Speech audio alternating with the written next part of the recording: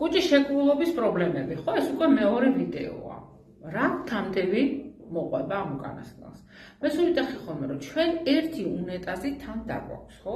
აი წარმოიდგინეთ, ვიღაცა რო გეუნება 4 დღეში ერთხელ, კვირაში ერთხელ, 2 კვირაში ერთხელ. აბა წარმოიდგინეთ, უნეტაზი 4 დღეში ერთხელ, კვირაში ერთხელ და 2 კვირაში ერთხელ ჩარეცხეთ. რა უნდა მოხდეს იქ? აი ჩვენი უსაყვარლესი საცივი, რომ ზის გულზე ზაფხულში დადო 36 გრადუსზე, იგივე გვაქვს ხელში, ხო? რამდენ ხანში გაფუჭდება? რა ვიცი, რამ საათიც არ უნდა ალბათ.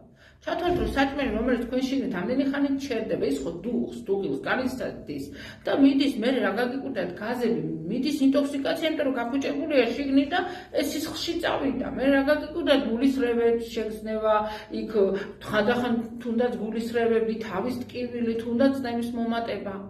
ეს არის პროგრამა მინიმუმი, რაც მოყვება კუჭის შეკრულებას და სიმძიმეებით რთულდება მის მიხედვით, რამდენად დიდხანს არის ეს.